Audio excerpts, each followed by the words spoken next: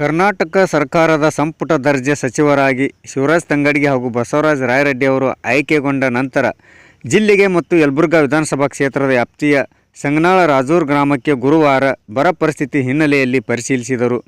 ರಾಜ್ಯದಲ್ಲಿ ಉಂಟಾಗಿರುವ ಬರ ಪರಿಸ್ಥಿತಿ ಮುಖ್ಯಮಂತ್ರಿ ಡಿ.ಕೆ. ಶಿವಕುಮಾರ್ ಅವರು ಬರ ಪರಿಸ್ಥಿತಿ ಪರಿಶೀಲಿಸಲು ಜವಾಬ್ದಾರಿ ನೀಡಿರುವ ಹಿನ್ನೆಲೆಯಲ್ಲಿ ಸಚಿವರಾದ ರಾಯರೆಡ್ಡಿ ಹಾಗೂ ತಂಗಡಗಿ ಅವರು ಗ್ರಾಮಗಳಿಗೆ ಭೇಟಿ ನೀಡಿ ಬರ ಪರಿಸ್ಥಿತಿಯನ್ನು ಉಭಯ ಸಚಿವರು ಖುದ್ದಾಗಿ ಬೆಳೆ ಪರಿಸ್ಥಿತಿಯನ್ನು ಪರಿಶೀಲಿಸಿದರು.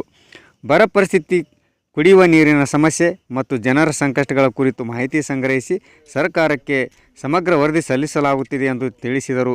ಈ ಸಂದರ್ಭದಲ್ಲಿ ಅಧಿಕಾರಿಗಳು, ಮುಖಂಡರು, ರೈತರು, ಜಿಲ್ಲೆಯ ತಾಲೂಕಿನ ಅಧಿಕಾರಿಗಳು ಭಾಗವಹಿಸಿದ್ದರು. ವರದಿ ವಿ.ಎಸ್. ಶಿವಪ್ಪನಮಠ, ಸಮಯ ಟಿವಿ ನ್ಯೂಸ್, ಯಲಬುರ್ಗಾ. ಅದೇನು ನಿಯಮಾವಳಿ ಇದೆ, ಅದಕ್ಕೊಂದು ನಿಯಮ ಇರ್ತದೆ.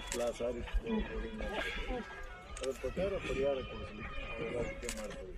ಇಲ್ಲಿ ಎರಡು ಥರ ಇದೆ. ಒಂದು ಈ ಫಸಲ್ ಬಿಮಾ ಯೋಜನೆ ಇದೆ. ಇವು ಯಾರು ವಿಮಾ ಹಿಡಿಸಿರ್ತಾರೆ, ವಿಮಾ ಹಿಡಿಸಿರ್ತಾರೆ ಎಲ್ಲರೂ ಹೇಳ್ಬೇಕಲ್ಲ. ಫಸಲ್ ಬಿಮಾ ಯೋಜನೆ ಅಂದ್ರೆ ಏನು? ಫಸಲ್ ಅಂದ್ರೆ ಫಸಲು ವಿಮಾ ಯೋಜನೆ. ಅದು ಕೇಂದ್ರ ಸರ್ಕಾರ 50 ರೂಪಾಯಿ ಕೊಡ್ತೈತೆ, ರಾಜ್ಯ ಸರ್ಕಾರ 50 ರೂಪಾಯಿ ಕೊಡ್ತೈತೆ. ಅಂದ್ರೆ ನಿಮ್ಮ ಉದಾಹರಣೆಗೆ ಒಂದು ಹೆಕ್ಟರ್ಗೆ ಅಂದ್ರೆ 2.5 ಎಕರೆಗೆ 1 ಎಕರೆ 2.5 ಎಕರೆಗೆ 1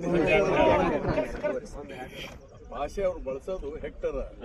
1 ಹೆಕ್ಟರ್ ಅಂದ್ರೆ 2.5 ಎಕರೆ. ಹೆಸರಿಗೆ 1 ಎಕರೆ ಲಾಸ್ಗೆ ಎಷ್ಟು ಕೊಡ್ತಾರಪ್ಪ? ಏನು